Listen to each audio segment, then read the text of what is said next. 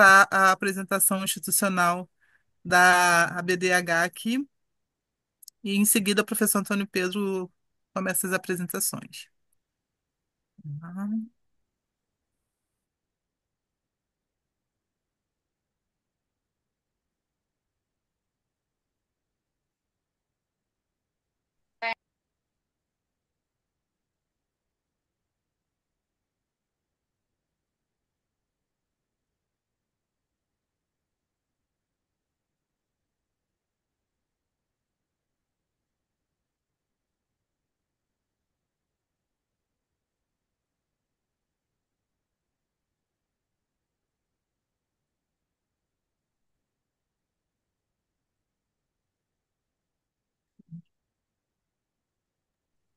Tá sem som, Cris.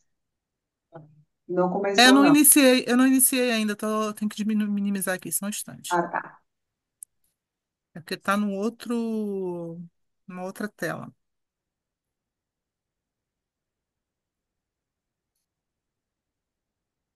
Vou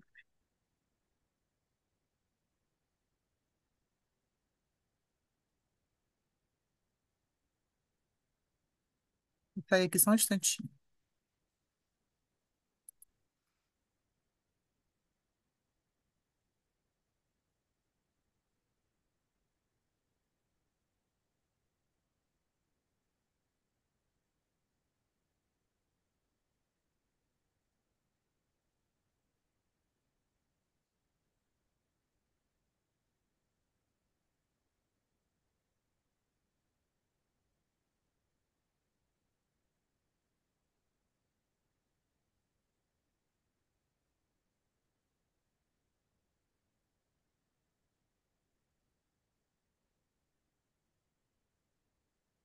Tá com som, Amélia?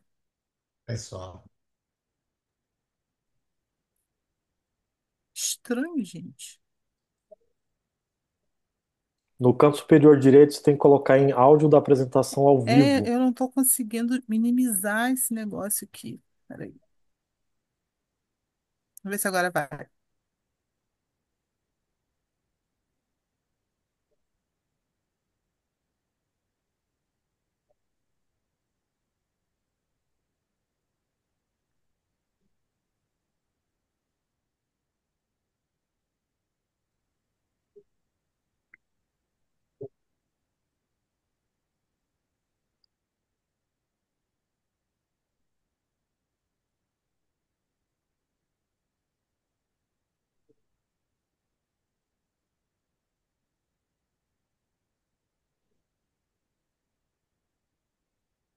A gente está vendo sua tela, Cris. Eu estou vendo você escrever para mim.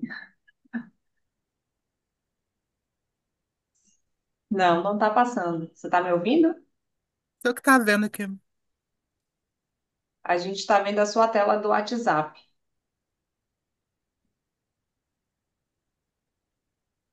Amélia, você consegue passar aí? Porque eu não sei o que tá vendo aqui, que eu não tô conseguindo. Você está me ouvindo, Cris? Você está me ouvindo? estamos ouvindo, estamos ouvindo. Não, mas Cris parece que não está ouvindo, será?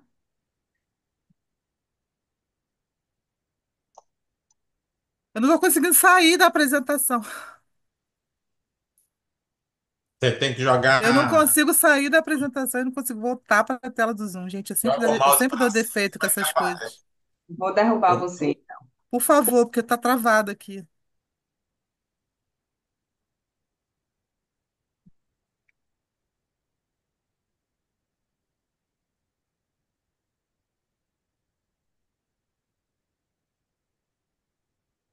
Pronto.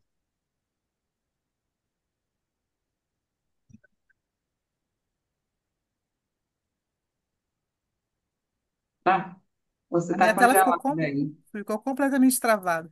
Meu Deus. Você não consegue descompartilhar? Deixa eu ver se eu consigo derrubar vocês.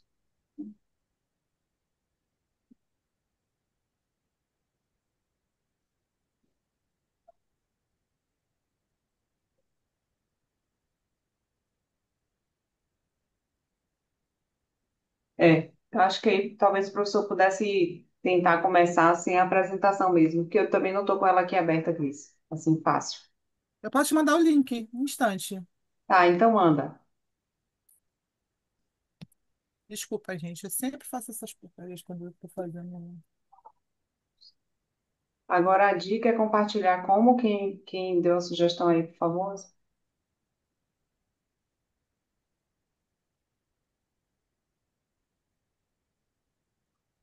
Ó, também.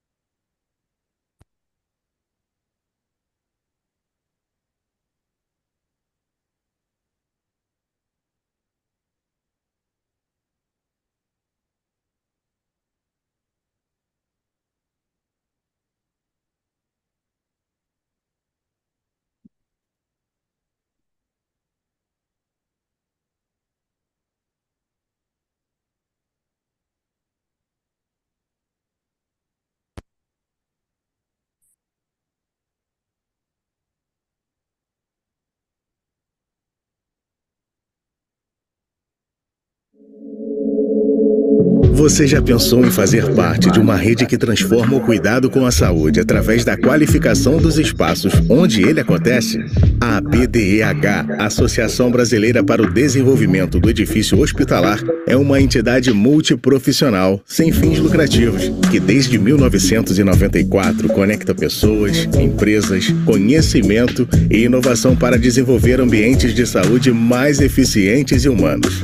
Presente em mais de 20 estados e com mais de 900 associados, reunimos arquitetos, engenheiros, gestores, médicos, enfermeiros, estudantes e outros profissionais da saúde. Com uma agenda ativa de palestras, visitas técnicas, congressos e produção de conteúdos, promovemos educação continuada e fortalecemos as conexões entre quem planeja, projeta, constrói e gerencia os espaços de saúde em todo o país. Ao se associar, você tem acesso a experiências únicas de aprendizado, parcerias estratégicas, visibilidade para o seu trabalho e oportunidades reais de crescimento profissional. Na ABDEH, você não só participa, você influencia o futuro da infraestrutura da saúde no Brasil. Junte-se a nós. Acesse abdeh.org.br e descubra como integrar essa rede que promove o desenvolvimento de ambientes de saúde eficientes e comunidades saudáveis. Mélia? Oi? Estamos só vendo você. A apresentação não apareceu. Ah, eu fiz, sim, a apresentação. É, para mim não apareceu, não, que estranho. Para mim, eu vi. Então, o professor Pedro pode dar segmento, né, Cris? Você está ouvindo a gente? Tô ouvindo. Vou abrir a minha apresentação Estão aqui. me ouvindo? Todo mundo aí está ouvindo? Pronto. Então vamos começar aqui a nossa apresentação da revista número 18 da ABDH. Eu vou compartilhar aqui minha tela. Então, vocês estão vendo aí o Portal do Conhecimento? Sim. Então, para acessar a revista, é somente entrar aqui no site da BDH, vai no Portal do Conhecimento e tem aqui Revista da BDH. Aí, clicando em cima, temos acesso a todas as edições da revista em PDF, né? É só clicar e baixar. Aqui tem as normas do envio dos trabalhos. Essas normas, deixa eu mostrar aqui. Espera aí, só um minuto aqui que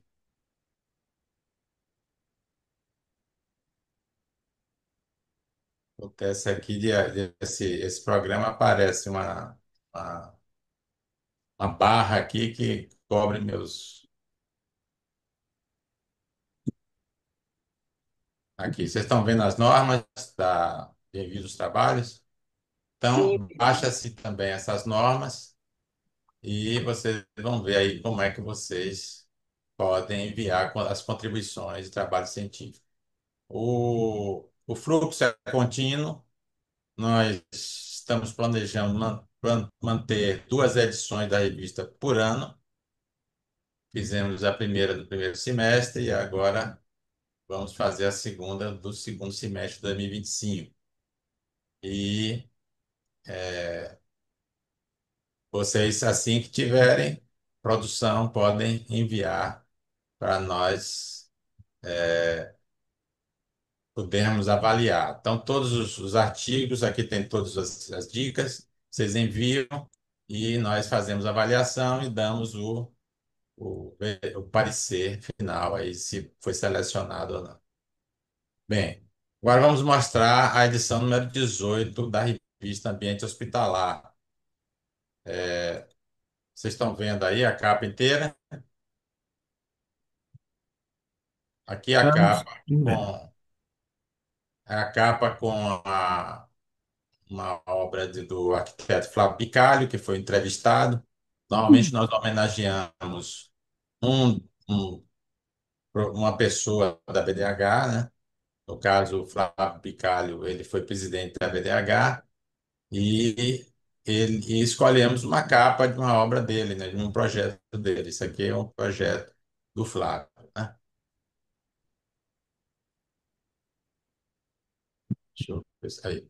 Aí tem na primeira página tem o expediente, que tem todos os componentes dos grupos técnicos, da diretoria, os membros, representantes das regionais.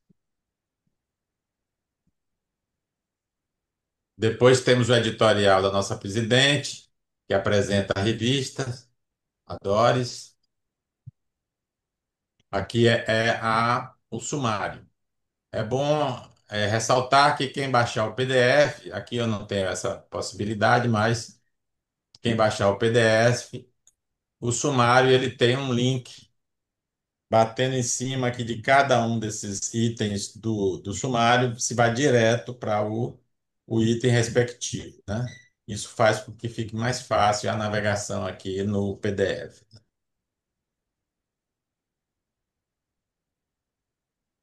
Então, nós temos o primeiro artigo, que é a opinião da.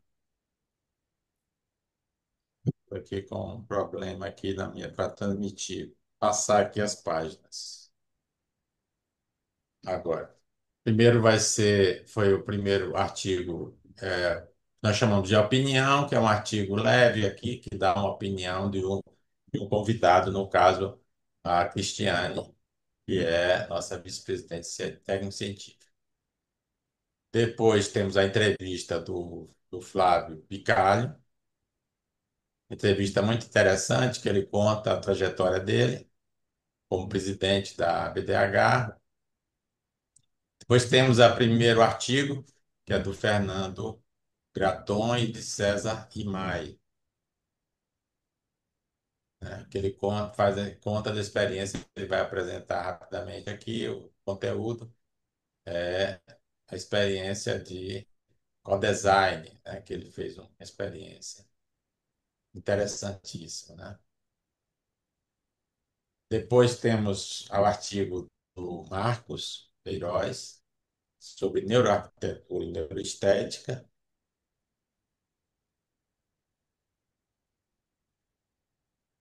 E, por fim, temos o artigo da Luciane, meu, também minha participação, do Hospital Geral Roberto Santos, marco da arquitetura hospitalar em Salvador. Nós falamos um pouco do histórico desse hospital, inaugurado em 1979. Acontece, a arquiteta Maria Amélia Zal fez aqui todas as notícias, né? Acontece, normalmente mostra as notícias das regionais, aqui mostrando as visitas, os eventos feitos pelos regionais.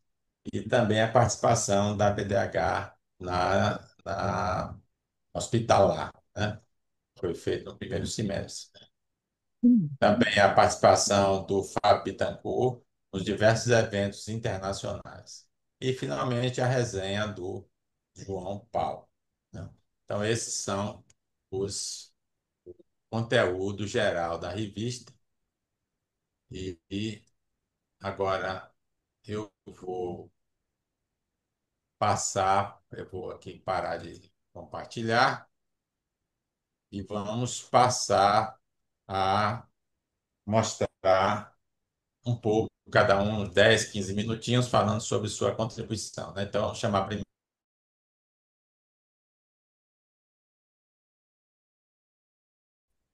da revista Ambiente Hospitalar número 18. Então, eu espero que dessa vez o compartilhamento dê certo, gente. Vamos lá.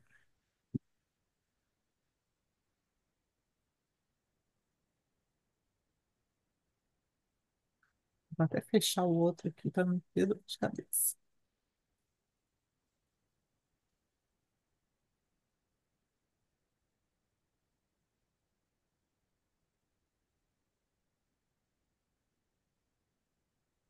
Me digam se vocês conseguem ver, por favor, Estamos vendo. porque eu não É. consigo mais ver vocês aqui, só vejo Coloque a tela cheia, mas estamos vendo. Certo?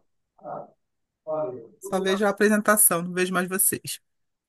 A gente aqui é assim, né? Esse programa é assim. Bom, vamos lá.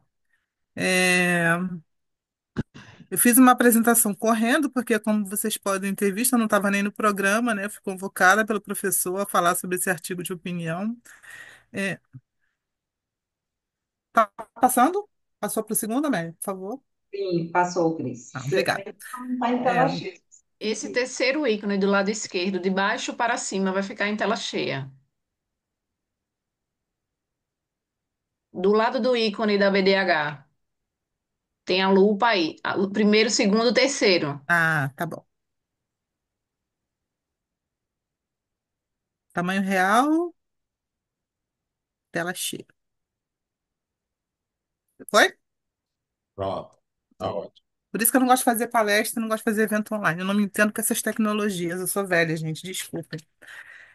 Então, mas esse artigo basicamente fala sobre uma coisa que é uma inquietação minha, né, de tanto tempo trabalhando com hospitais e com edificações de saúde, que é justamente a questão da qualificação dos profissionais que atuam na área.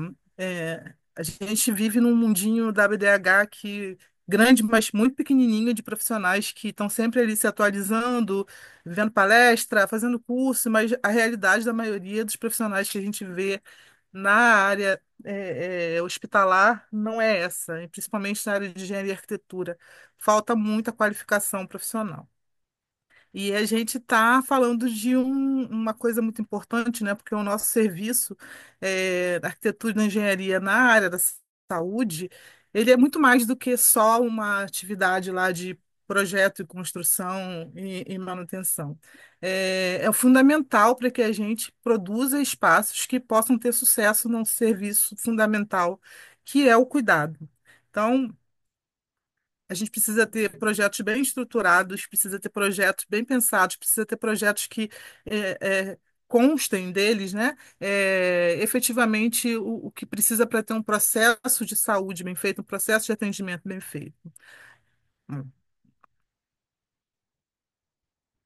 E outra coisa, né, que é muito importante, a gente pode ter o que for no hospital, mas se a gente não tiver um projeto bem feito, não tiver uma engenharia funcionando para poder cuidar, não tem como a saúde se sustentar, não tem como as coisas funcionarem, porque quebra o gerador, falta energia, enfim, todas aquelas coisas que a gente cuida ali no dia a dia é um serviço que não é visto, praticamente não é visto.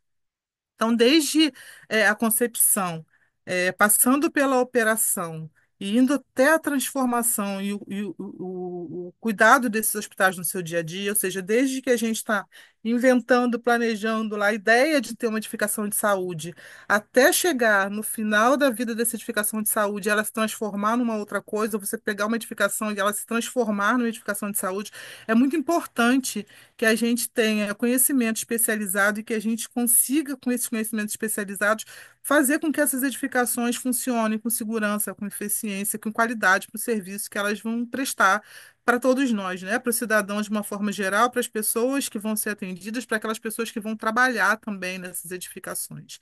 E essa não é muito a realidade que eu vejo no meu dia a dia, não sei vocês, mas não é o que eu vejo. Então, assim, várias questões, né, que eu aponto lá no artigo. A questão do planejamento inicial, do plano diretor, tudo que a gente pensa para um projeto de saúde, não só hospital, mas qualquer projeto de saúde, faz diferença no funcionamento, faz diferença na vida útil dessa edificação, faz diferença no cuidado que é prestado. Então, assim, análise dos fluxos todos, por onde entram os pacientes, por onde entram os profissionais, por onde entram os resíduos, por onde saem os resíduos, por onde entram os materiais, todos esses pequenos itens interferem diretamente em como essa edificação vai se comportar e em como vai ser feito o cuidado dentro dela. O projeto tem impacto direto, né, em toda a viabilidade de todas essas coisinhas se unirem ali para você ter uma edificação que a gente consiga efetivamente atender aos cidadãos. E os planos diretores, né, que a gente está discutindo aqui na BDH também, tem um grupo técnico só para falar sobre isso, que ainda é uma questão muito difícil, porque o plano diretor está aqui na nossa cabeça como uma ferramenta fundamental, mas é muito difícil você conseguir levar isso para a gestão que não tem esse conhecimento técnico e fazer ele entender que um planejamento global é fundamental para que a edificação possa existir, possa subsistir, possa se transformar mais tarde com possibilidade de continuar sendo prestado um bom serviço, com menor custo, com uma manutenção mais qualificada. Então, todos esses itens, esse passo a passo faz parte do nosso trabalho e é um trabalho que é fundamental para qualquer edificação de saúde. Pensar em espaços que sejam flexíveis, que sejam adaptáveis, que sejam passíveis de atenderem a essas características, né? Que a gente fala a vida inteira, mas que uma hora ou outra você acaba não encontrando. Flexibilidade para mudança tecnológica, todas essas mudanças que a gente está ouvindo falar todos os dias, é um dos temas principais também do nosso congresso que vai acontecer no ano que vem, né? Mudança tecnológica e como é que a gente consegue fazer a nossa infraestrutura se adaptar e subsistir, sobreviver e crescer com todas essas mudanças que estão acontecendo, todas essas novidades que estão chegando. É, a escalabilidade conforme demanda, né? A necessidade que você tem de ampliar, de inserir um outro serviço, de fazer uma outra coisa. E será que a infraestrutura que você tem lá, ela suporta isso? Foi pensado para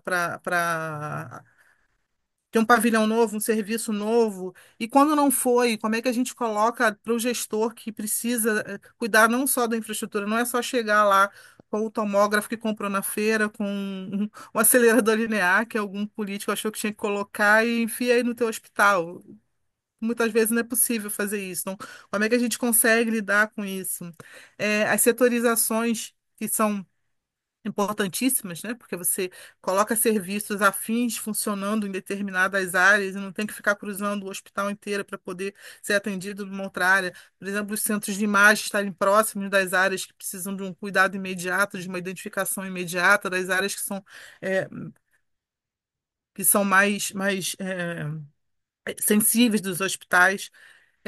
Facilidade de manutenção. Manutenção é um tópico à parte, né? Ninguém pensa nisso no projeto, pelo menos nos projetos dos hospitais que a gente conhece de décadas, né? Não tão longe, não, décadas não tão longe assim. Você pensa no projeto mais lindo, mas esquece que tem que cuidar daquele negócio depois, que aquilo ali vira muito dinheiro gasto se você não tem soluções que sejam flexíveis, que você consiga adaptar, que você consiga trocar o material, que o material seja adequado para o serviço. Inclusive, materiais que não são adequados podem criar grandes problemas na própria operação do seu hospital depois. Então, pensar a manutenção desde o projeto é muito importante, até para que esses custos sejam muito menores no futuro.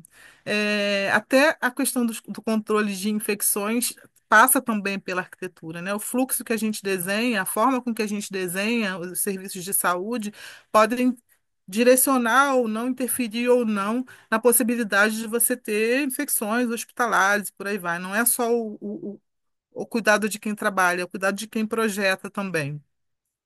Então, projetos bem concebidos evitam o comprometimento funcional da edificação ao longo do tempo, de todo o tempo de vida útil dessa edificação. E também ajudam a garantir que futuramente eles possam ser adaptados a outras necessidades de uma forma mais tranquila, né? Não tão difícil quanto a gente passa por muitas vezes. É, a questão da gestão operacional e de manutenção. Cada dia mais quem trabalha com gestão de infraestrutura e com manutenção de edificações de uma forma geral, mas de saúde, muito mais, né? Porque a gente lida ali com vários sistemas de infraestrutura, sistemas de energia, sistemas de climatização, todos os sistemas de gases medicinais, a parte toda de água, água tratada, água para atender as mais diversas coisas, não só a água lá na torneira para você lavar a sua mão, né? Toda a questão da tecnologia agora, né? Da infraestrutura digital que a gente precisa adaptar e se adaptar a ela, e esses equipamentos todos também, né? Cada vez mais tecnológicos, cada vez mais. é, solicitando um cuidado, um conhecimento diferenciado, e o próprio processo de manutenção, o próprio processo de cuidado, o próprio processo de gestão, o próprio processo de você saber como é que você cuida de cada um desses ativos para que eles possam ter uma sobrevida, né, maior e que eles não tenham uma possibilidade de quebra inesperada, como é que você organiza essas questões todas? Porque você quebra um sistema qualquer do hospital, você pode botar a vida das pessoas em risco. Se você não fica com um hospital sem energia, você mata os pacientes que estão lá. Se o ar-condicionado não funciona, você vai parar na primeira página dos jornais, assim, pelo menos aqui no Rio de Janeiro, né? Que a gente tem 45 graus ali na beirada da Avenida Brasil praticamente o ano inteiro. Então, todos esses sistemas, eles são importantíssimos para a edificação e quem cuida também tem que saber. é, é, minimamente como é que você organiza um sistema de manutenção preventiva, corretiva, para que você possa dar qualidade e confiabilidade e não ponha todos os usuários de uma unidade de saúde em risco. Eu estou falando da quebra, mas também tem muitos casos de incêndio. É muito comum você ver assim, a cada vez mais, né, a gente vê toda hora, o Marcos Cão toda hora está lá postando algum hospital que pegou fogo por conta de um problema no ar-condicionado, por conta de um problema elétrico. Então, a qualificação para trabalhar com gestão de infraestrutura e de manutenção, ela é cada dia maior. E a gente precisa também pensar na qualificação para quem cuida disso. Como eu estava dizendo, né, os hospitais funcionam. Eu estou falando do hospital porque isso fica sempre na nossa cabeça, né? Mas assim, são todas as edificações de saúde. Só que os hospitais são aqueles que a gente vê que estão lá 24 horas abertos, funcionando, sem interromper o serviço, e qualquer falha de sistema pode causar um risco muito grande, comprometer a vida das pessoas de uma forma geral, mas dos pacientes de uma forma muito mais específica. Então a gente tem que tomar muito cuidado com o cuidado desses equipamentos todos. A cada dia que passa, a gente tem uma novidade, né? Uma novidade boa, novidade ruim. E essas questões sobre sustentabilidade e resiliência, elas estão agora de uma forma muito grande, interferindo em todas as discussões que a gente fala sobre edificações de saúde. E tem que ser falado mesmo, né? O nosso planeta está mudando, assim, está reclamando muito do que a gente faz com ele. Então, está na hora da gente tentar ter discussões produtivas para tentar reverter, pelo menos no que a gente faz no nosso projeto, no nosso dia a dia da edificação de saúde, reverter um pouco essas agressões, tendo sistemas que a gente consiga lá ter eficiência energética, reaproveitar água, lidar com essas questões do clima, né? Assim, muito frio, muito quente, muita enchente, e não vai, o que a gente vê, né, é que isso não vai reverter. Então, a gente tem que começar a tratar as nossas edificações com muito mais cuidado para tentar conseguir se adaptar, se adequar e minimizar a nossa contribuição negativa para isso. Então, falar de sustentabilidade, falar de resiliência está dentro da carteirinha agora de todo mundo que trabalha com edificações de uma forma geral, mas está entrando de uma forma muito grande também nas discussões sobre as edificações de saúde. A gente também vai falar muito sobre isso no Congresso no ano que vem. A questão de retrofit, né? Se cuidar de prédio novo, de prédio que foi feito para ser hospital, de prédio que foi feito para ter uma infraestrutura voltada para isso, já não é uma coisa comum e fácil, né? Exige muito conhecimento específico. Fazer retrofit, cuidar de prédio, adaptar prédios antigos, adaptar prédios que não foram preparados para isso, pior ainda. Então, tem todas essas fases ali, né, das análises, planejamento, atualização, adaptação, tudo que você precisa para poder transformar uma edificação para que ela se adeque à situação atual, e é uma situação de atendimento de saúde.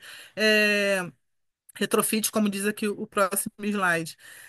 Não é só reformar a parede, não é só embelezar um compartimento, mas é muitas vezes reinventar toda uma infraestrutura ou até mesmo toda uma edificação. Então, o conhecimento que você tem que ter sistêmico de todos os componentes de infraestrutura de saúde também demandam um conhecimento específico da arquitetura, mas também de todas as áreas da engenharia que interferem nisso, porque minimamente você vai estar ali coordenando um projeto desse, né? Ou fazendo um projeto, ou interferindo no projeto. Então não dá para pensar só na arquitetura, a gente tem que pensar no sistema como um todo. E isso é mais coisa que a gente precisa estudar.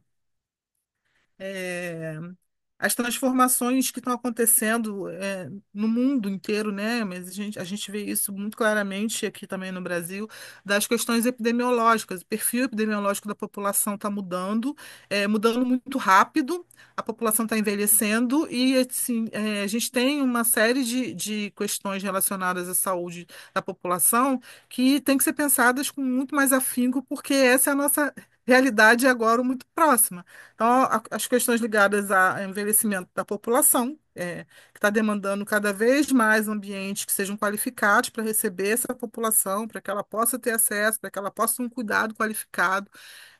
A questão das doenças crônicas, que demandam muito mais tempo de atendimento, muito mais tempo dentro das unidades de saúde, muito mais. é, é, é, cuidado, né, com as questões todas da condição degenerativa das pessoas, da forma com que você lida com elas, e a questão dos cuidados paliativos, né, que está muito próxima ali também. A gente não tem muitos municípios aqui do Rio de Janeiro, posso falar tranquilamente, hospitais preparados, perdão, para lidar com esse contingente de pacientes que você precisa ter uns espaços apropriados e você não pensa nisso, né? Porque não é o lugar, o hospital não seria o lugar de você ter lá a pessoa ficando durante um período mais longo com essas doenças crônicas. Você pensa sempre no imediato. E o nosso perfil mudou e a gente precisa pensar também que essa mudança de perfil epidemiológico tem exigências que são muito específicas e que vão interferir diretamente na forma com que a gente pensa as unidades de saúde. Então, além de tudo aquilo que a gente tem que estudar, a gente tem que também pensar em conhecer essas questões das transformações epidemiológicas. Eu estou passando por todas essas coisas, gente, para vocês verem o acúmulo de conhecimentos que a gente precisa ter, né? Não é só a arquitetura, não é só a minha engenharia, é um combo de coisas, né? Chegando aqui na segurança do paciente, que não é um assunto novo, mas também é um assunto que a gente precisa de alguma forma se preocupar. A segurança do paciente não é só falar de rampa e a lateral da maca, né? Tem uma série de coisas que a gente tem que pensar na arquitetura para trazer segurança para o paciente.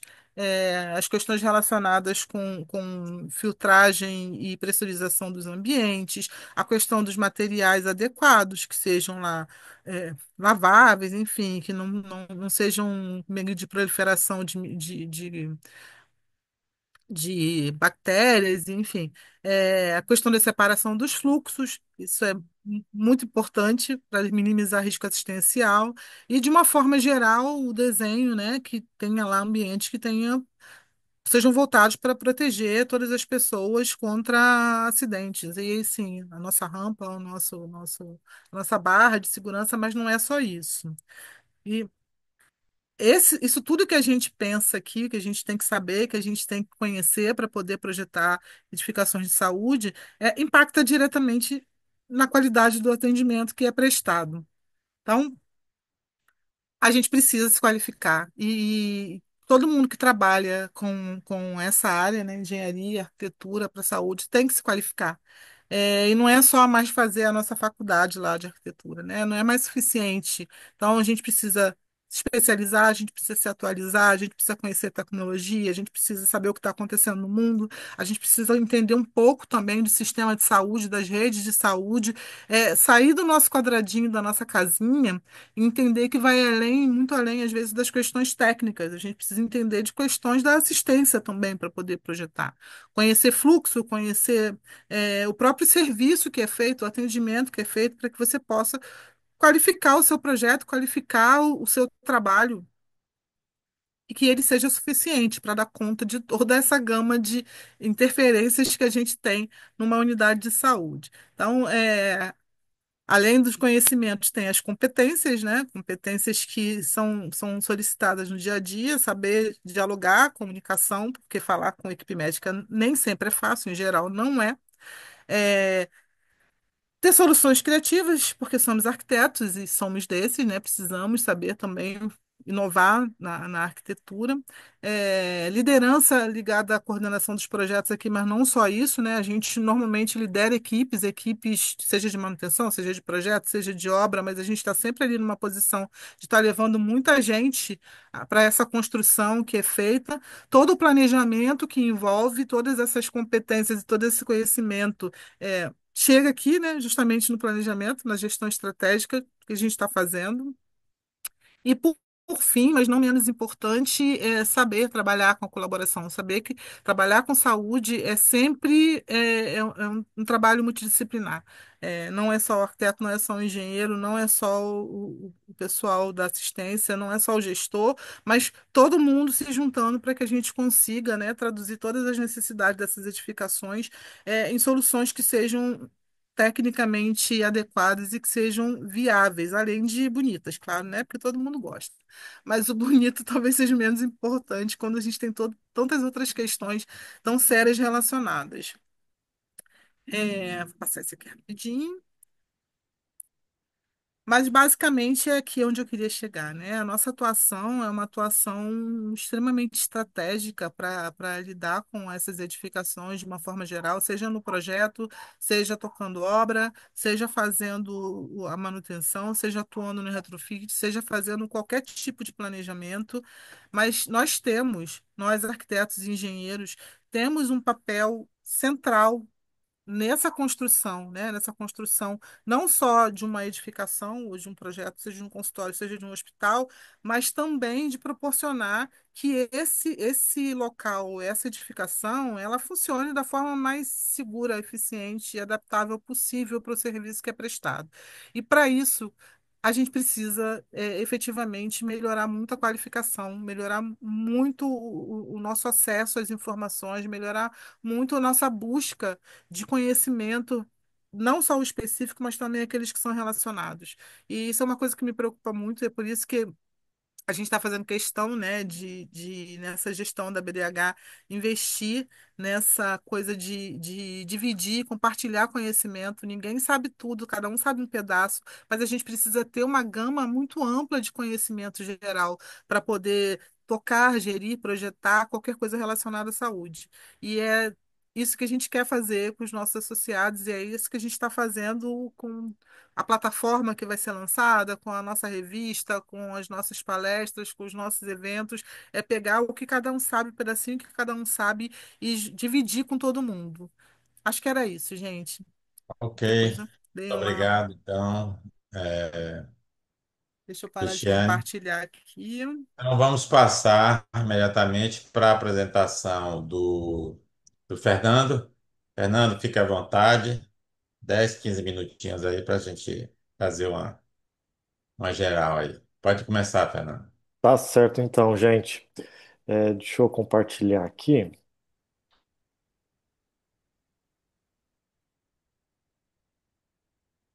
Vocês conseguem ver o meu slide aqui? Estamos vendo. transformando espaço de saúde, né? Certo. Isso. Então, boa noite a todos, né? Eu sou o Fernando Graton, junto com o professor César Imai. É, então, esse trabalho é o resultado de uma parte do meu doutorado, que foi defendido no ano passado, e ele tem muita base, né, é, é, com alguns efeitos que a própria pandemia trouxe, né? Então, eu passei ali aquele grande período da pandemia fazendo meu doutorado e isso não podia ter ficado para trás, né?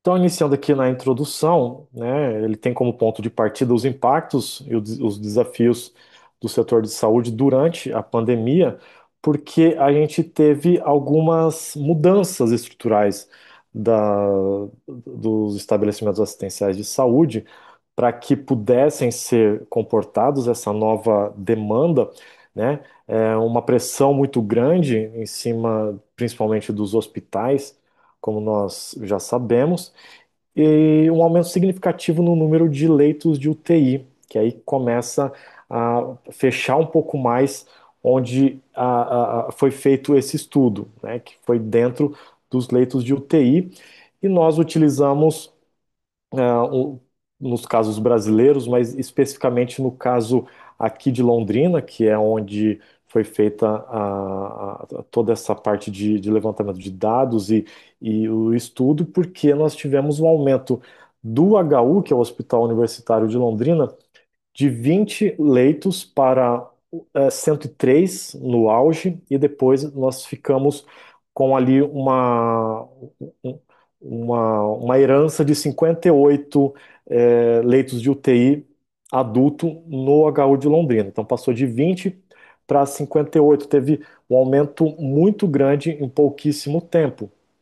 Isso a gente começou a se perguntar, né? Criou ali uma bandeira vermelha, questionando se esse aumento significativo foi feito de uma forma adequada. Então, para isso, a gente começou a criar maneiras de estudar esse fenômeno.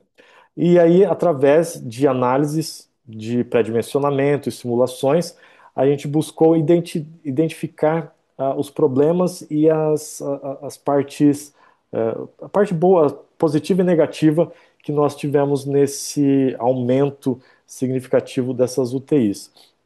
E para isso, a gente se baseou nas análises de modo normativo, analógico e funcional, no qual o modo funcional ele se encaixou mais, não esquecendo dos outros modos de análise, mas o modo funcional ele se encaixou para que a gente pudesse criar os cenários e simulações que faz parte também do mote desse trabalho.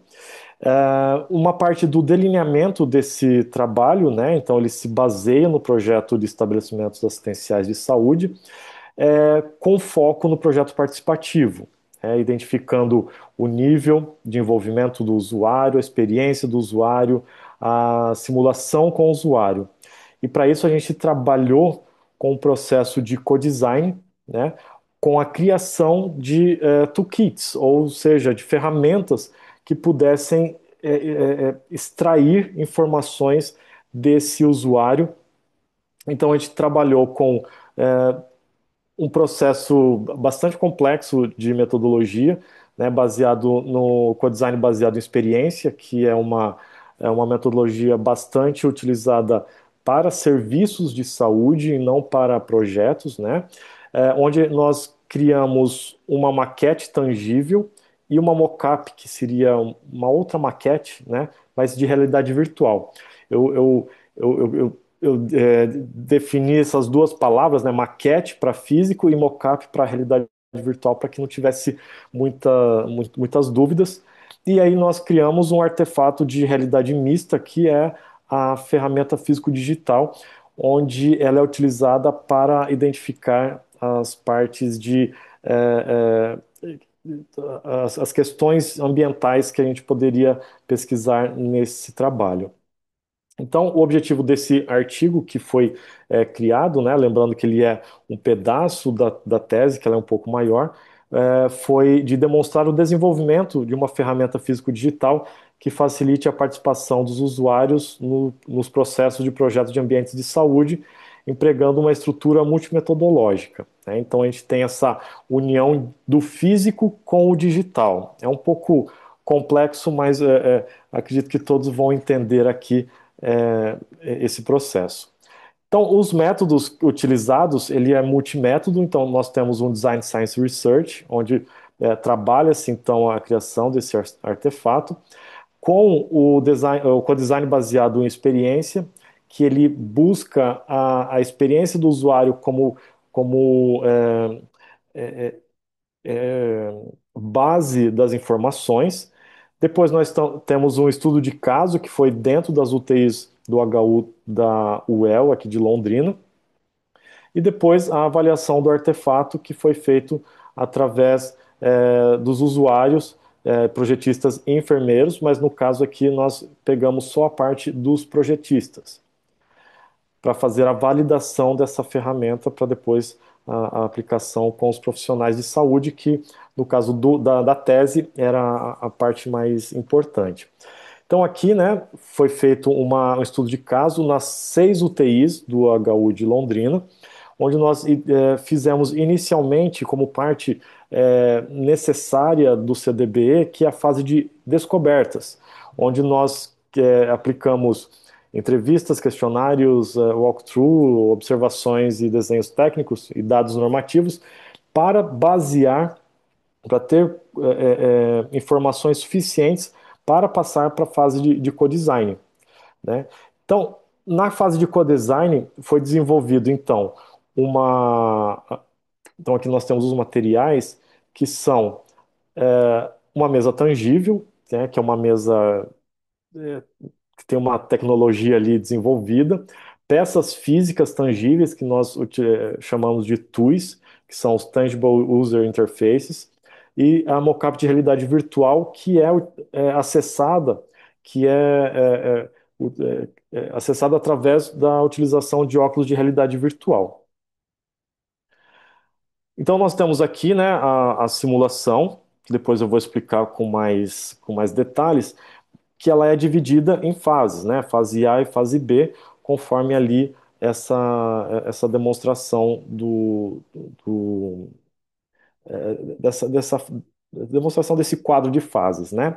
Então aqui a simulação físico-digital nada mais é do que o desenvolvimento de um ambiente sobre essa mesa, onde essa mesa ela tem equipamentos que fazem a leitura dessas peças físicas, ou seja, maquetes físicas, que depois são projetadas automaticamente no ambiente virtual. Então, o usuário ele projeta no físico e experimenta no virtual a sua experiência, o seu projeto. Então, isso é feito de uma forma automática através de leitores de QR codes, entre outros sistemas. Então, aqui na aplicação, né, então, existe essa mesa tangível, existem as peças, então nós temos aqui as peças 2D e 3D, onde na primeira fase é utilizada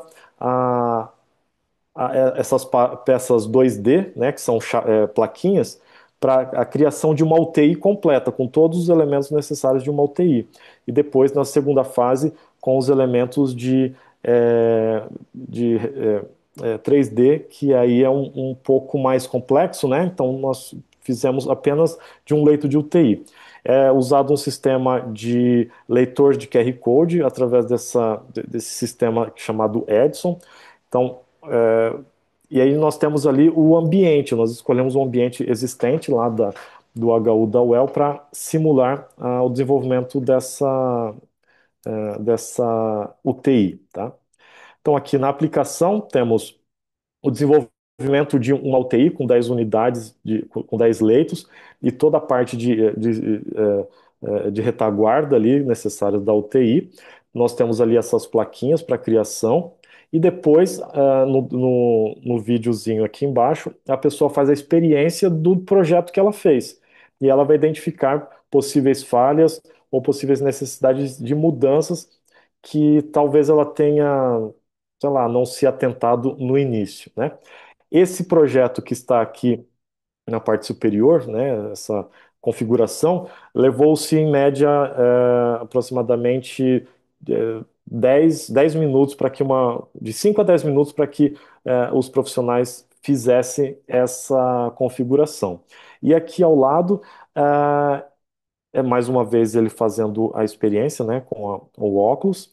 E depois a segunda parte seria a montagem do leito de UTI, que já é uma maquete 1:12,5, onde esses elementos físicos eram montados para simular essa UTI, e daí, da mesma forma, era feito a simulação, onde poderia ter diversos tipos de análises, né? Então, entre as análises da fase A, nós identificamos desenvolvimento das atividades, visualização geral do ambiente, circulação e acesso dos leitos, dimensionamento, iluminação, necessidades de ambientes e qualidade do projeto em comparação aos que a gente já tinha no HU.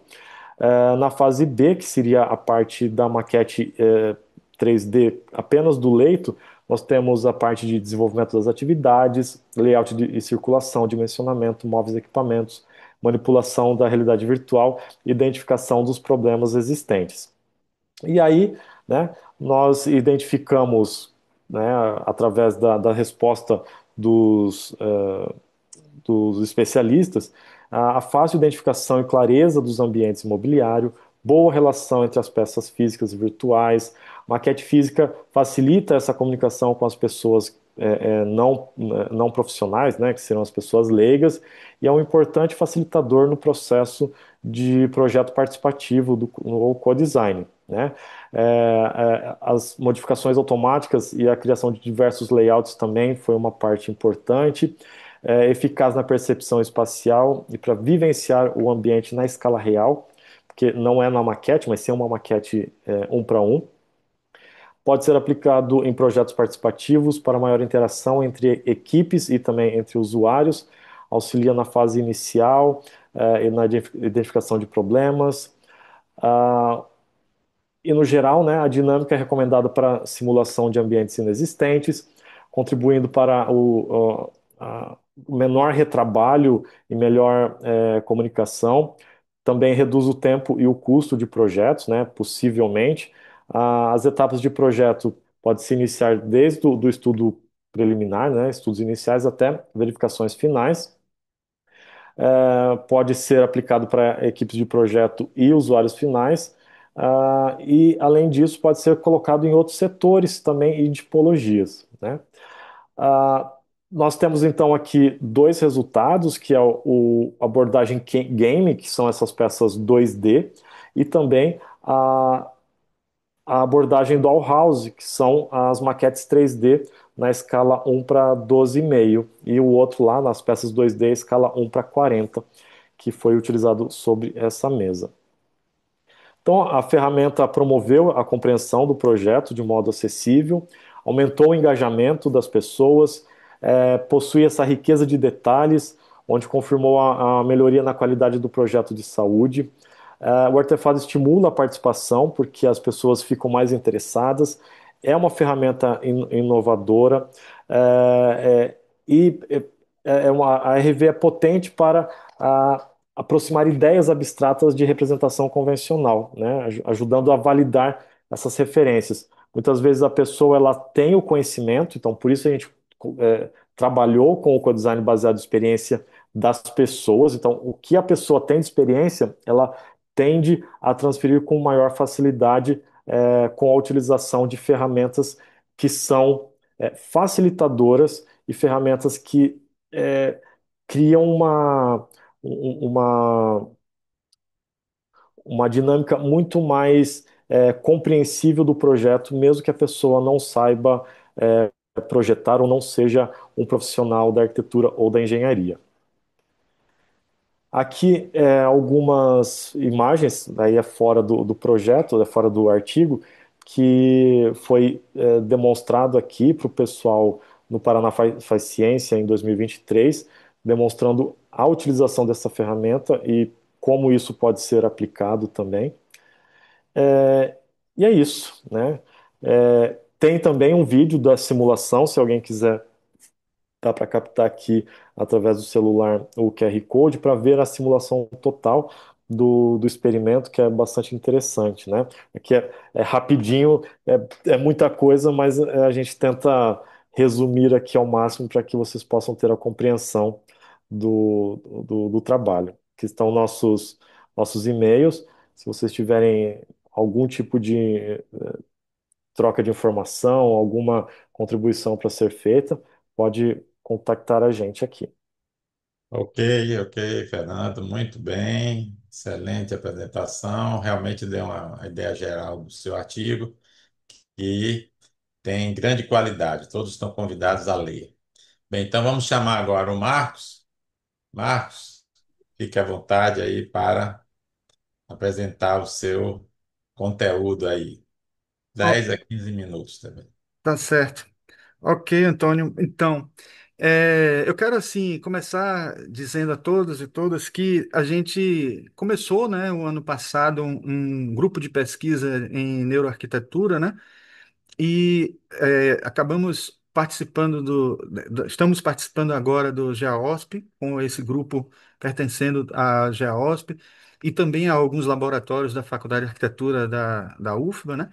E tínhamos intenção até de quando Antônio Pedro nos convidou para escrever um artigo, para pleitear a possibilidade de estar na revista, a gente chegou a pensar em falar sobre uma experiência que a gente está tendo num ateliê extensionista de neuroarquitetura que passou a existir no primeiro semestre desse ano, com uma ONG de apoio a crianças com microcefalia e que a gente acabou fazendo um design de um parapódio, né, que é um equipamento ortopédico que serve para as crianças ficarem em pé, as crianças com problemas de paraplegia e tetraplegia, para elas terem um monte de benefícios aí, né, tipo, desde benefícios circulatórios, musculares, tal, de não ficar deitada, sentada o tempo inteiro e tem um período entre meia hora e 2 horas que é favorável para elas. Estamos ainda em andamento com o processo de apoio, né, de projeto, usando neuroarquitetura, neurodesign nesse projeto de ampliação e de reforma da ONG, mas a gente achou preferível deixar para um futuro artigo, já que a gente pretende fazer experiências ainda que com respostas, com resultados, não só do parapódio que foi feito, que vai ser doado, vai estar sendo executado e vai ser doado à instituição. E depois nós vamos também trabalhar buscando alguns patrocínios de empresas que trabalham com acústica para trazer alguns resultados qualificativos em espaços de tratamento das crianças com microcefalia lá nessa ONG. E a gente também pretende futuramente trazer esses trabalhos aqui. A gente deve, num próximo artigo, tentar colocar essa experiência. Mas para a gente poder ter alguma coisa que pudesse já representar o que a gente está estudando no nosso grupo de pesquisa, a gente resolveu trazer um artigo que tenta abarcar alguns elementos que estão sendo já estudados no nosso grupo. E aí eu vou compartilhar aqui, né, uns slides que podem nos esclarecer o que a gente tem já feito, né?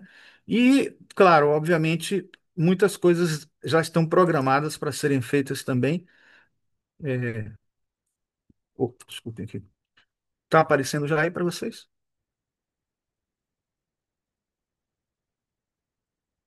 Está agora. Pronto. Pronto, já está ótimo. Esse é o artigo, né, que eu trouxe aqui na revista e a gente tem aqui um resumo, né, que tenta já dar uma ideia do que a gente está trabalhando. A primeira parte do artigo lida com justamente o conceito básico de neuroarquitetura, tentando é, colocar um campo interdisciplinar, né, que envolve neurociência, psicologia ambiental, design, né? E tenta promover a saúde e bem-estar, né? Através de estímulos ambientais, cores, luz, sons e organização espacial. Ao longo de muitos anos, a gente já tem pesquisado a psicodinâmica das cores, né? E tem um livro que eu já estou quase para publicar, mas que eu ainda, iniciando esse grupo de pesquisa ano passado, senti a necessidade de que um dos capítulos fosse voltado para a tipo, não só a psicodinâmica das cores, mas também a neurodinâmica das cores.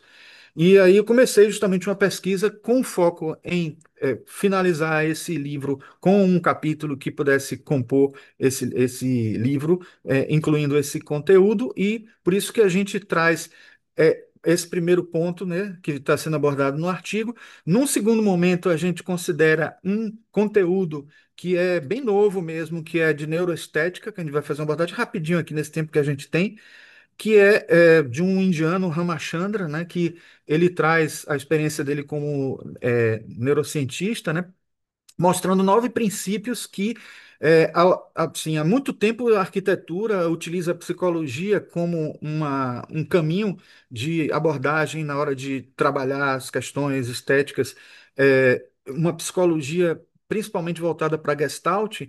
E quando a gente vê o trabalho de Ramachandra, a gente percebe que ele dá um respaldo neurocientífico para essas pesquisas que lá atrás foram feitas desde a década de 60, desde 1956, quando a psicologia cognitiva trouxe conteúdos que tornaram a behaviorista muito mais do que simplesmente um estudo de estímulo-resposta, sendo algo de utilidade para a arquitetura e especialmente quando se trata de entender a saúde, o bem-estar em ambientes de saúde, em ambientes até mais personalizados, mais customizados, como projetos feitos para a própria pessoa e coisas desse tipo. Então ele traz um conteúdo aí aqui que mostra para a gente que a estética vista por uma abordagem neurológica, ela é muito mais do que simplesmente um ambiente bonito e agradável que poderia ser algo que despertasse digamos assim, o prazer visual da pessoa, mas ele traz a estética vista por essa visão, por esse caminho, né, de neuroestética, ela mostra que tem um benefício muito grande para a saúde da pessoa, principalmente se respeitados alguns princípios que não são só princípios, vamos dizer assim, que vêm de lá da época do Renascimento, simetria somente pelo bem-estar que se tem de ver uma obra simétrica, coisa que é questionada no modernismo e mais ainda no pós-modernismo e ainda na arquitetura contemporânea, mas se a gente for buscar o que é que alguns desses princípios que existiam lá atrás, digamos assim, proporcionam do ponto de vista das neurociências, a gente vai encontrar elementos que vão ser muito úteis para a gente entender que a estética faz muito mais do que simplesmente nos trazer prazer visual. Nos traz muitas vezes até um bem-estar corporal, físico, fisiológico e tal, e que é esse o estudo que o Ramachandran faz e traz para a gente, resumidos em 9 princípios, que a gente vai falar aqui rapidamente. E por último, o artigo fecha com o conteúdo de design biofílico, que antes eu até acreditava que o design biofílico era um conteúdo da neuroarquitetura, mas hoje eu já começo a achar que é exatamente o contrário. Na verdade, a neuroarquitetura tem muito de consequência do design biofílico, mostrando como a gente tem elementos tão já enraizados no nosso sistema nervoso, no nosso próprio processo evolutivo a partir de nossa experiência com a natureza, nossa conexão com a natureza que se distancia no momento que a gente começa a criar há 140 anos atrás a luz elétrica e faz a gente perder, faz com a gente uma cronorruptura, né? Uma ruptura da gente com o ciclo circadiano que tornaria a gente muito mais saudável dentro de um processo de benefício que vai desde um sono mais saudável até uma alimentação mais também favorável, porque a gente vai ter fome na hora certa, vai ter também falta de fome quando precisa ter também, né? Bom, aí eu trago aqui, por exemplo, uma informação que é justamente algo, criar aqui umas opções de ponteiro, né, para mostrar. A gente tem aqui nesse gráfico mostrando que quando a gente fala de neuroarquitetura, a gente não está falando só de uma fusão, né, ou uma síntese de neurociências com arquitetura. A psicologia entra, e psicologia em várias vertentes, desde psicologia ambiental até a própria psicologia profunda, envolvendo psicologia analítica, psicanálise, etc., estudando a parte inconsciente por uma perspectiva funcional. Ao tempo em que as pesquisas neurocientíficas mostram a gente como que se manifestam esses conteúdos inconscientes no nosso cérebro e na nossa psique de alguma forma, no nosso sistema nervoso como um todo, né? Aqui eu trago só uma coisa que a gente fala no artigo, que é os vários equipamentos que são necessários, desde neurofeedback, que é assim, algo que derivou até do biofeedback, que começou lá atrás, usado até para a pessoa verificar se a pessoa está conseguindo meditar com toda a plenitude que a meditação poderia trazer de benefício para a saúde da pessoa, mas hoje existem equipamentos cada vez mais sofisticados que a ANFA, inclusive, tem colocado à disposição dos seus membros para eles poderem analisar e fazer pesquisas para que se consiga resultados e também se saiba os benefícios que eles podem ter, né, esses equipamentos e o potencial que eles têm, né? A gente já tem no nosso grupo de pesquisa uma pessoa que faz parte do ANFA e tem equipamentos que a gente já está utilizando, né? Tanto o neurofeedback, como o eletrocefalograma portátil e tantos outros a gente vai correr atrás aí para poder utilizar em pesquisas futuras, né? Mas assim, como a minha experiência de ensino desde 93 na Faculdade de Arquitetura é com plástica, né, uma disciplina plástica, e eu sempre quis utilizar a plástica dentro de uma perspectiva psicológica, eu comecei justamente no primeiro artigo trabalhando o que realmente me motivou a, pelo menos no start inicial, a gente conseguir uma abordagem voltada à neuroarquitetura a partir do que a gente já tinha de experiência. E aí eu trago aqui algumas ilustrações que a gente já tenta exemplificar de como uma sala de espera, sem nenhuma preocupação de design de interiores sofisticado, mas tentando, utilizando a inteligência artificial, como muda a atmosfera, apenas alterando as cores de algumas partes do interior e tudo. E todo um estudo de como isso funciona dentro da nossa fisiologia, dentro da teoria tricromática, que faz com que a gente possa criar um certo equilíbrio entre os cones que estão sendo utilizados na hora que a gente está observando, na flutuação que o olho tem sobre várias cores e como isso interfere no nosso sistema nervoso. E aí a gente acaba chegando à conclusão de que, mais do que um estudo de psicodinâmica das cores, a gente precisa evoluir esse estudo para encontrar uma neurodinâmica das cores, porque vai perceber que, fora essas várias zonas que são, tem a letra V aqui no fundo, que são as zonas visuais do lobo occipital cerebral, a gente tem algumas zonas que estão aqui na área, vamos dizer assim, do tálamo, né? Subcorticais, que são zonas em que a gente tem uma parte que é não visual, e muitas vezes essa parte não visual do cérebro, que não chega ao córtex, se a gente não tem consciência, às vezes elas interferem no emocional, no sistema límbico, até faz a gente ter reações imediatas por alguma coisa que a gente viu ou por alguma coisa que a gente sentiu no ambiente, e essas reações promovem respostas corporais somáticas a partir do nosso cérebro reptiliano, sem nem sequer chegar no cérebro mais evoluído, que é o neocórtex, e a gente acaba não tendo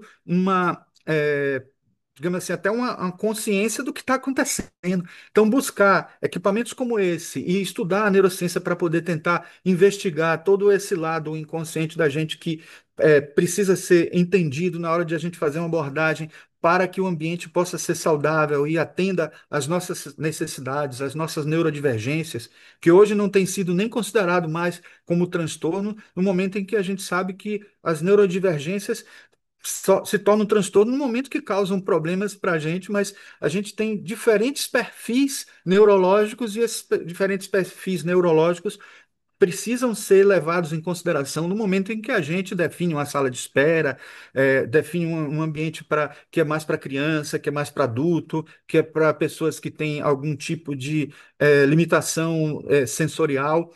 né? E quando a gente considera que o estudo das cores não é. Quando você estuda cada cor em separado, já é algo que traz conteúdos incríveis na abordagem arquitetônica, a coisa se complica ainda mais no momento que você considera as combinações dessas cores, e é o que a gente tem estudado muito, né? Como essas combinações, dentro do que está no conteúdo do sistema visual, que é o que a gente pode trabalhar mais dentro da arquitetura, agregando aquela parte do que a gente não sabe porque precisa usar equipamentos, mas precisa compreender o que tem além de simplesmente o sistema visual, aquele sistema não visual que ajuda a gente a complementar os conhecimentos e vão ajudar a gente também a interpretar os ambientes, tornar os ambientes mais personalizados para não só quando é possível isso nas residências, mas nos hospitais, fazendo algo que já se tem feito hoje em dia muito, né?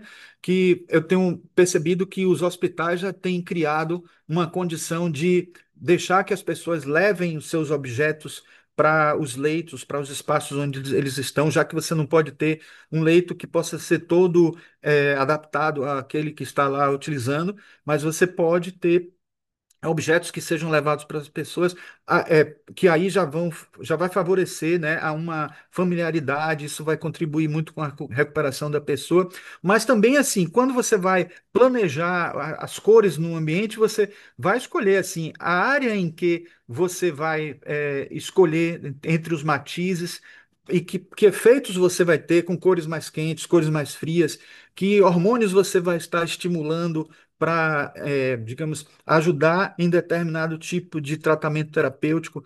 Tudo isso é muito importante.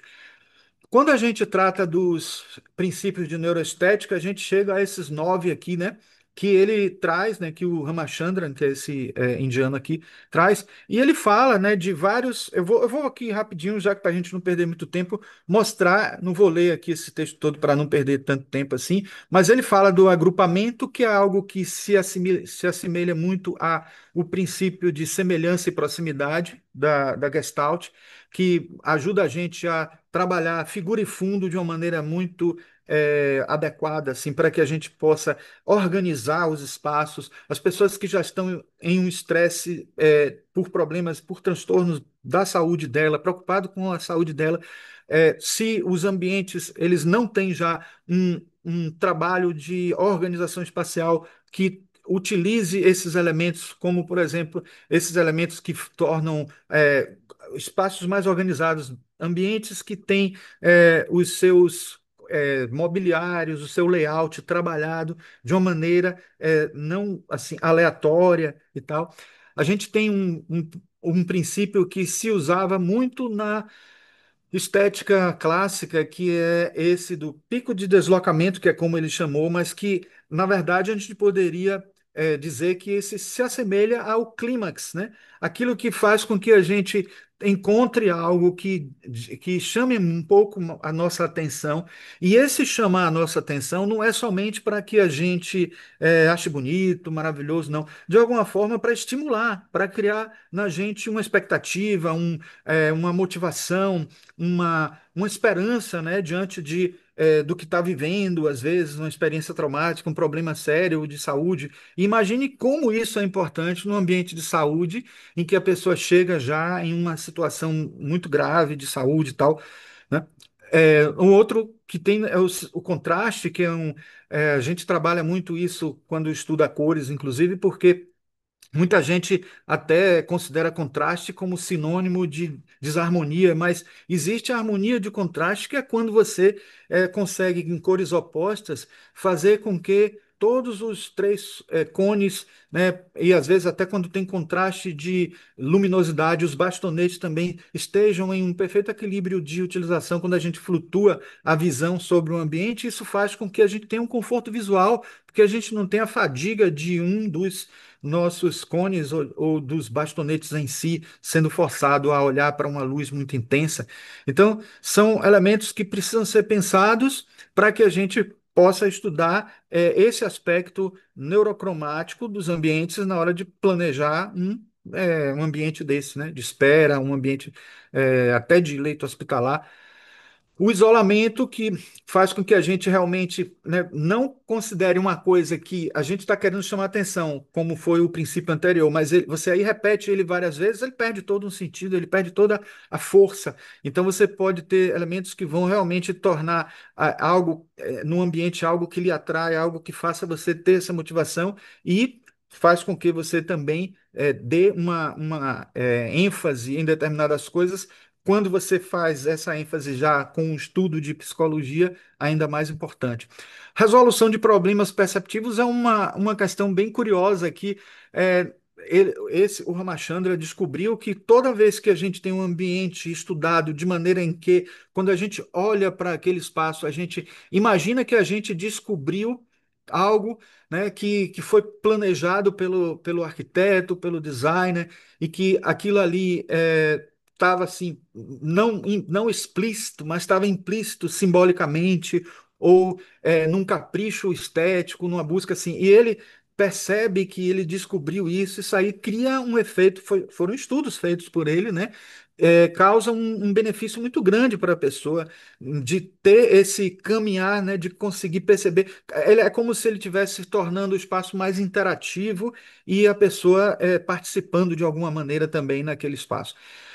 Bom, a aversão à coincidência é uma coisa curiosa também, porque você encontra nesse princípio aí uma ideia de que a gente, quando percebe coisas que parecem ser muito comuns, muito iguais, o cérebro imediatamente mostra que aquilo não deve ser uma coincidência, que foi planejado. Então se liga muito diretamente com o princípio anterior, fazendo com que a pessoa se sinta alguém que, de certa forma, conseguiu desvendar um mistério, um segredo. Eu acho curioso que, assim, nos anos 80, anos 90, existia muito essa preocupação até dos cineastas mesmo, de deixar alguma coisa muito oculta durante o filme para que as pessoas demonstrem interesse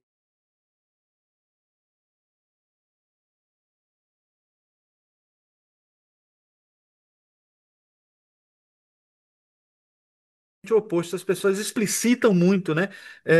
Algo que eles querem porque já tem habilidades de efeito especial que permite fazer coisas que antigamente não se fazia. Mas é incrível porque nos filmes do passado, sem os efeitos especiais, criavam ainda muito mais motivação pelo que a gente não via, mais do que pelo que a gente vê, porque a nossa imaginação viaja e nossa capacidade criativa nos ajuda muito a recuperar nos nossos processos psicológicos e dão forças para a gente também para ajudar na nossa recuperação de várias coisas, né? Bom, a ordem também é um elemento importante que ajuda a deixar a cabeça mais no lugar, mais tranquila também diante dos estresses. E esse outro que é a simetria que eu falei nesse instante para vocês, que é algo que já existe desde lá do passado e que às vezes a gente até tenta evitar hoje, porque as estéticas contemporâneas exploram muito a desarmonia como um elemento, mas é preciso sempre lembrar que essas desarmonias podem até trazer um efeito muito forte de atrativo ou de gosto, a pessoa gostar, etc., mas dura muito pouco tempo diante dos estudos que foram feitos e diante de elementos que dão a gente um pouco mais de conforto e tranquilidade, principalmente em ambientes que a gente precisa ter um cuidado com o nosso psicológico, né? A nossa psicodinâmica. Esse que é o último, a metáfora, eu até vou ler, a gente tinha pouco tempo, mas eu vou ler esse. O cérebro utiliza metáforas para compreender conceitos abstratos, associando novas informações a experiências conhecidas. A utilização de elementos arquitetônicos que remetem a formas naturais ou culturais familiares, como tetos que evocam o céu ou estruturas que lembram árvores para criar conexões emocionais e significativas com os usuários. Então veja como é interessante quando a gente faz a conexão com elementos que são da nossa memória, de uma memória ancestral que vem lá da nossa evolução biológica e faz com que a gente encontre um pouco mais de familiaridade, né? Quando a gente falou nesse instante que existem elementos não visuais que a gente percebe até nas cores e nas luzes, quando estudei sobre teoria das cores, lá atrás, a gente faz uma correspondência com o som e a música, e a gente sabe hoje que existem 11 oitavas musicais no total, o piano tem 7, a gente consegue ouvir todas essas 11, mas cores a gente só consegue enxergar uma oitava. E a pergunta que se faz dentro do espectro de luz, espectro cromático, quantas oitavas existiriam? Sabe-se cientificamente hoje que existem 30 oitavas e a gente enxerga só uma. E essas outras faixas invisíveis, elas atuam na gente de que forma? Isso é uma das coisas que está sendo muito estudado hoje quando se estuda os sistemas não visuais. Entre as pesquisas dos sistemas não visuais está justamente a luz azul, que não é propriamente uma luz azul, mas é uma luz invisível a nossa faixa visível de cores, mas que ela interfere muito no ciclo circadiano e faz com que a gente possa se desequilibrar ou reequilibrar dependendo do que se faz em termos de projeto de design, de light design, né? O design biofílico é o último elemento que a gente tem no nosso artigo, né? Ele tem uma abordagem contida no escopo da neuroarquitetura, né? Como parte do conteúdo da psicologia ambiental e do design de interiores, e busca conectar os seres humanos com a natureza dentro dos ambientes construídos. Existe o design biofílico que atua de forma direta, quando você tem a vegetação natural mesmo, e os que trabalham a nível indireto, quando você tem a vegetação até atrás de determinados vidros ou em determinadas plantas artificiais ou em quadros. Em ambientes hospitalares que às vezes não são, que não se permite utilizar a vegetação natural, e isso já traz um benefício incrível com estudos muito profundos feitos sobre isso já, né? E aí eu encerro com as considerações finais, né? Do próprio artigo, né?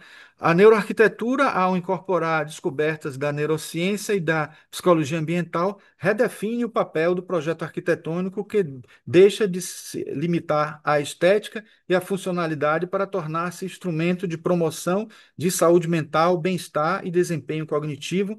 A aplicação coordenada de estímulos cromáticos, biofílicos e de organização espacial, respaldada por evidências de neuroplasticidade e resposta emocional, revela-se particularmente valiosa em contextos de recuperação clínica, educação inclusiva e ambientes de alto estresse.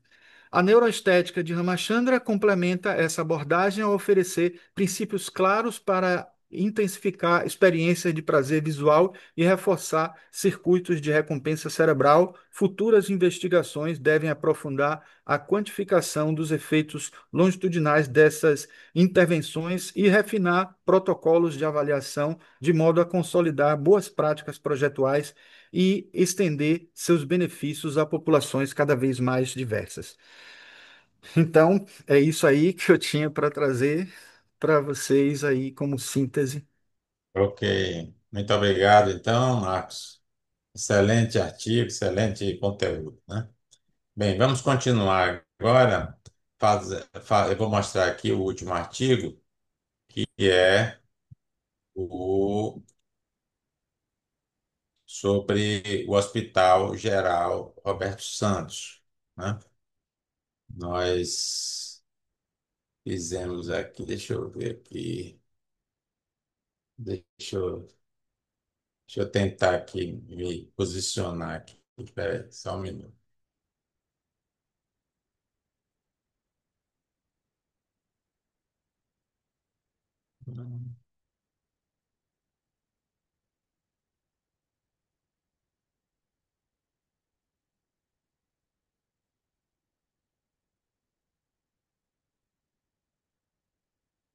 Espera aí que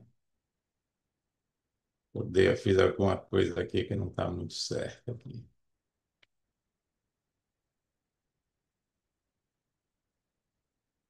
Espera aí que eu vou ter que colocar de novo aqui.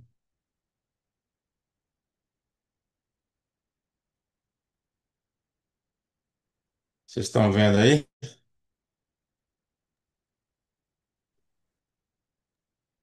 Sim, tá dando para ver. Aqui tá havendo um conflito aqui meu de caixinhas. Pronto, agora estão vendo a tela inteira, né? Bem, o terceiro artigo, fala um pouco do Hospital Geral Roberto Santos, que é o maior hospital da, da nossa capital, hospital público, né? Temos hospitais maiores, mas são filantrópicos ou privados. Esse hospital é um hospital público e foi inaugurado em 1979 e é o maior hospital público e ele foi um marco aqui na arquitetura de Salvador, porque trouxe um partido, né, um partido arquitetônico de placa-torre, né, que a gente chama. Então, em Salvador, as maiores contribuições foi na década de 70, foi dada por a inauguração desse hospital, que foi feito pelo governador Roberto Santos, que teve um embate político sério aí para efetuar, construir esse hospital, mas ele fez teve uma vontade férrea e conseguiu inaugurar até o seu final do seu governo aí esse hospital, que é um marco da arquitetura. Aqui é uma foto da época, né, da inauguração, né, tirada de um jornal, mostrando aí. Ele tem 360 leitos, e, por referência, ele tinha um objetivo de ser o hospital, como vértice de uma pirâmide, e na época se advogava uma hierarquia muito sólida, muito rígida em relação ao sistema de saúde, né? Então, o Hospital Central seria o hospital mais complexo do estado. Ele foi desenvolvido pelo arquiteto João Carlos Bros, que é o fundador da BDH, e é, ele representou um marco não só pelo seu porte, como também pela sua importância arquitetônica, né? A sua eficiência, que até hoje se mostra na sua atualidade, né? Ele tem uma tipologia mista ou placa-torre, né? Onde o zoneamento busca otimizar os diversos setores, colocando as áreas de múltiplos acessos que têm atendimento público externo e abastecimento e entradas emergenciais no térreo ou no subsolo, e verticalizando as internações de administração, no caso, né, que são atividades que podem ter um acesso através de portaria, né? Então, esse tipo de partido reduz a ocupação do terreno, então ele vence a principal limitação da questão do tipo pavilionar, que é um tipo que tem uma extensão muito grande do terreno e também tem um custo de manutenção grande, exatamente porque exige mais pessoal. E o monobloco, o partido monobloco que já existia, ele tinha o inconveniente de dificultar a expansão, né? Então, era um bloco de o hospital verticalizado, e quando precisava expandir alguma unidade, era mais difícil. Então, o partido Placa Torre foi instituído na década de 50, nos Estados Unidos e na França, e o João Carlos Bros usou aqui. Nesse hospital, ele no subsolo, ele concentrou toda a parte de apoio, né, logístico, técnico, né, e diagnóstico. No térreo ficou as unidades que teriam que ter acesso externo de emergência, centro cirúrgico obstétrico e UTI, que necessitavam a proximidade, né? Essas três unidades, emergência, centro cirúrgico e UTI, eles trocam pacientes, né, urgentes, pacientes com problemas sérios. Então, eles todos devem ficar próximos, né? Também ainda tinha o serviço de imaginologia e os hemoterapia e hematologia, que também tinha acesso externo. E um pavimento intermediário que tinha administração e a torre de primeiro ao quarto andar com as enfermarias, quartos, as internações de uma maneira geral, né, que era distribuídas em enfermaria, quartos de um, dois e quatro leitos, né. Aqui tem um esquema, né, bem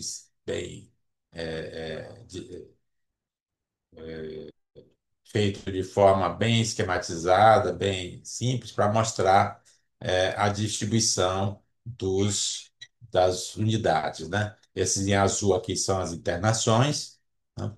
Aqui esse em laranja aqui é a administração e os demais ficaram distribuídos no térreo e no subsolo, né? Subsolo, serviços gerais e no térreo ficou imaginologia, centro cirúrgico, emergência e outras, né, que tinham acesso externo.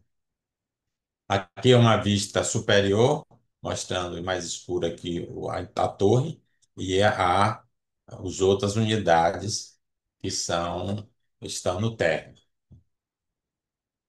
E, finalmente, né, o artigo, quem estiver mais interessado, tem lá ele detalhando principalmente as questões de, de disputa política que foi feita para a execução desse hospital.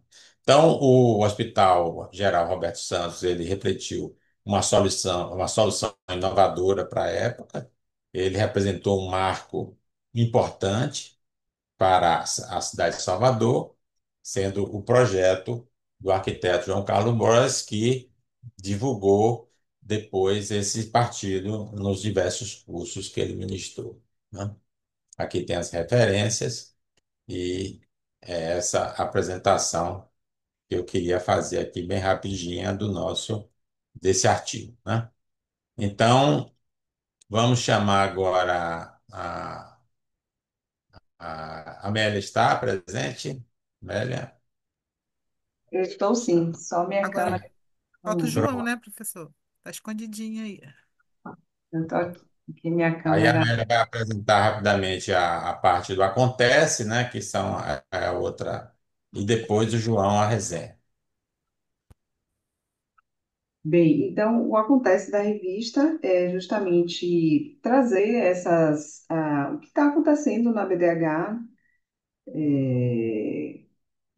Gia. E nessa gestão agora 24, 26, nós estamos muito empenhados em fazer eventos em todos os locais, né, em todas as regionais. Então, foi pensado dois circuitos, o circuito ABDH online, que esse evento que estamos hoje aqui faz parte desse circuito ABDH, que todo mês temos encontros, trazendo a fala de ex-presidentes e ex-presidentes da BDH e a sessão aberta para a revista no primeiro semestre e agora esse evento também que tratou da revista da BDH.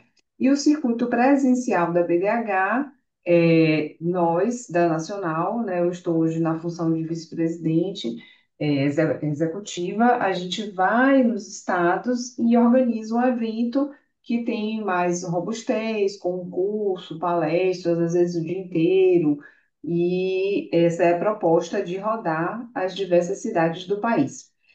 Na sequência, a gente tem aqui imagens de visitas técnicas, né? Várias regionais. Aqui a gente tem 10 visitas, mas foram mais do que 10 visitas que aconteceram, foram aqui selecionadas essas para exemplificar.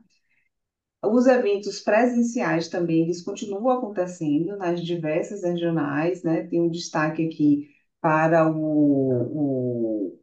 a feira hospitalar, que todo ano acontece, e a BDH já há muitos anos ocupa um espaço de destaque, um stand, né, que a gente chama de Hub da BDH, onde todos os associados se encontram, é um local de network, de troca, de conhecimento, né, com os próprios fornecedores que também ocupam esse espaço. E esse ano também a gente produziu a Arena do Conhecimento lá dentro da feira hospitalar, onde trouxemos diversas palestras, comandada aí pela Cris, que fez essa curadoria dos temas. Um jantar também de confraternização que ocorreu, foi muito concorrido, foram mais de 100 pessoas nesse jantar. E nesta mesma oportunidade da feira, nós fizemos a visita técnica ao Parque Global, que é um novo empreendimento, projeto de arquitetura da RAF. A parte de organização, de como vai funcionar, está sendo planejada pelo Einstein, e é um complexo que envolve residência, shopping, hospital, uma coisa bem, assim, bem diferenciada. Além disso, a gente tem também dois grupos técnicos que abordam temas.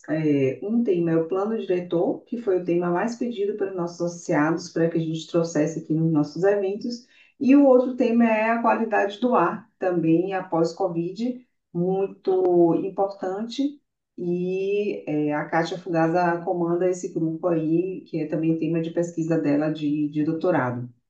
O lançamento da categoria Hospital Associado aconteceu lá em São Paulo, também isso é uma novidade dessa gestão, a categoria não existia antes, ela está sendo lançada.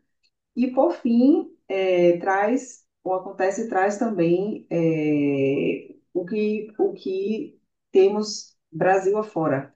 O Fábio Bittencourt ele participou dessa assembleia, né, que houve do IFHE, em 26, próximo ano, em outubro, a gente vai ter o Congresso Internacional, vai estar sediado aqui em São Paulo. Então, nas datas que estão aí, 17 a 20 de outubro, já convidamos também a todos a estarem presentes nesse evento que vai acontecer em São Paulo. O Congresso Cubano também de Arquitetura, que vai acontecer, que aconteceu, na verdade, né? Cristiane estava lá, a Doris participou, tem aqui as notícias. E agora é com o nosso João Paulo. Mas gostaria de convidar vocês a estarem sempre conosco aqui nos nossos eventos online.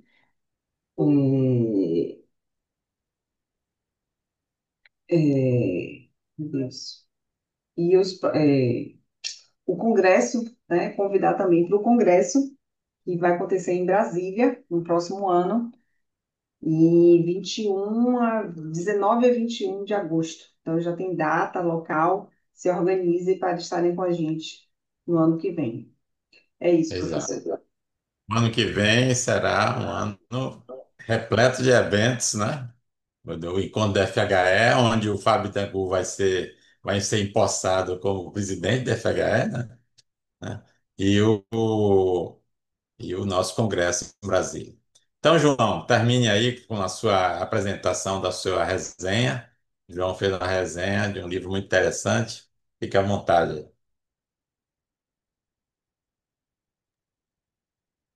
Muito obrigado, professor Antônio Pedro. Então, boa noite a todos. Eu quero começar agradecendo a Cris e ao Antônio Pedro pelo convite para estar aqui participando desse bate-papo. É sempre um prazer. E eu vou falar um pouquinho sobre essa resenha, então, intitulada Entre a Segurança e a Resiliência, Desafios e Estratégias para Hospitais em Situações de Crise, que faz referência ao livro, então, Hospitais Seguros e Resilientes, Desafios e Estratégias de Preparação e Resposta a Emergências e Desastres. Esse livro ele foi organizado pelo professor Alexandre Barbosa de Oliveira, que é líder do grupo de ensino, pesquisa e extensão de saúde, emergências e desastres, que é o GPSED, da Escola de Enfermagem Ana Nery, da UFRJ. E esse livro ele foi publicado então pela editora CLV. O ano ali é 2024 no ISBN, mas ele foi lançado em fevereiro desse ano e tem quase 500 páginas, então. E nesse livro eu fui convidado pelo professor Alexandre, então, para escrever um capítulo sobre arquitetura e saúde 4.0, tecnologias emergentes e suas implicações no desenvolvimento de hospitais seguros e resilientes, que é uma extensão da minha pesquisa de mestrado, desenvolvida sob a orientação da professora Elisandra Vergara e da Patrícia Biasi Cavalcante, que também são autoras desse capítulo.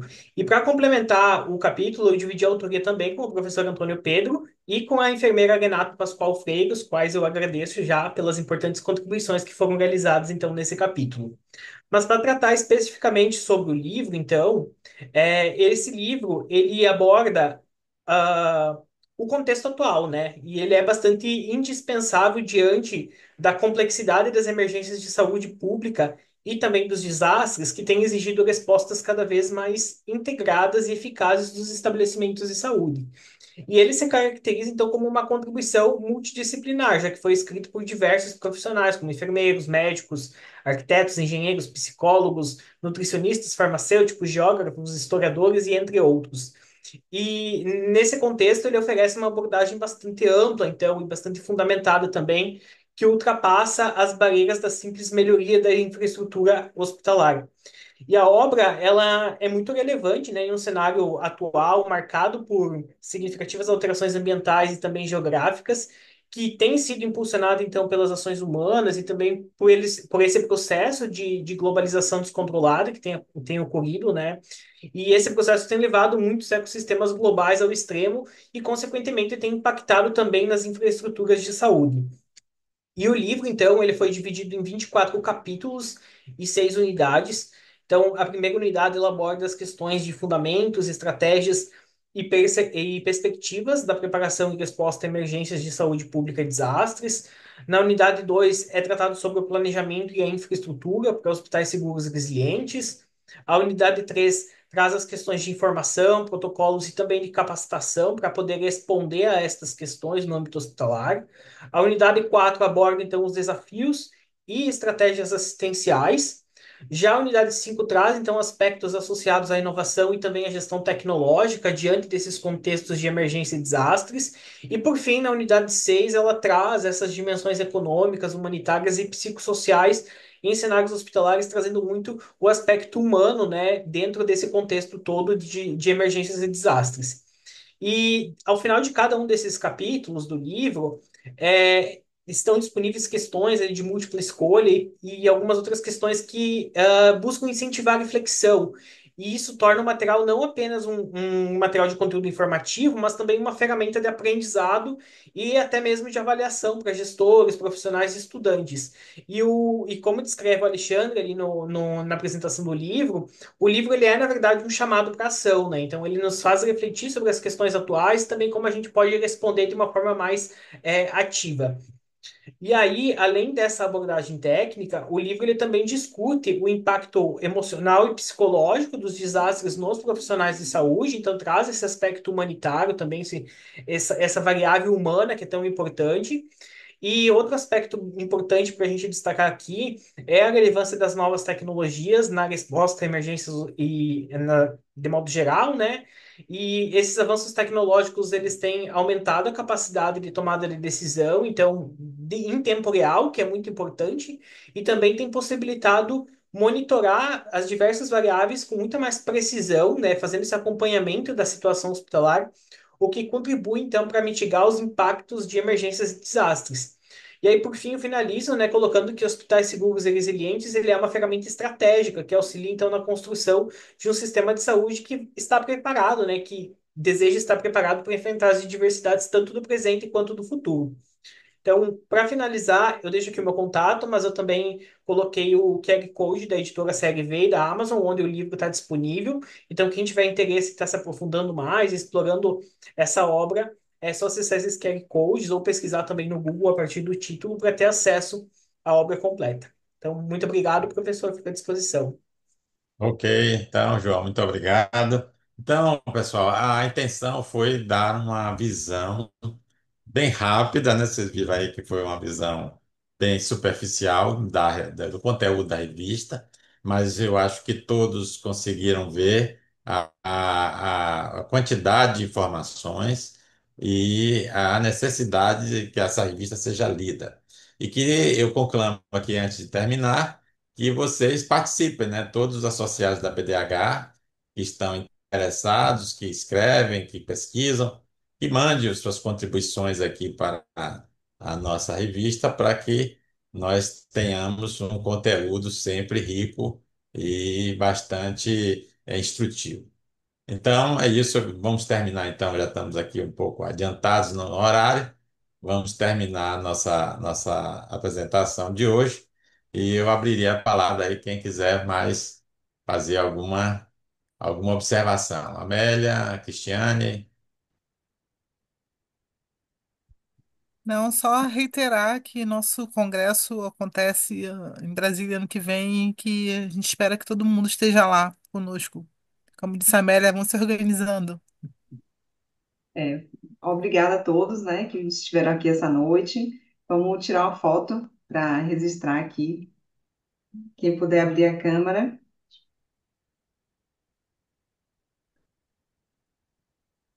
Então, vamos lá. Um, dois, três. Pronto. Então, podemos descansar. Uma ótima noite e e bom pessoal. descanso. Então, até logo a todos e vamos participar da número 19, que já vai Obrigada, sair. gente. Boa Vamos lá, noite. obrigada, obrigada. Tchau, tchau. Boa Um noite, abraço. pessoal. Muito Boa obrigado. noite. Tchau, vocês. Tchau, um abraço. Falou.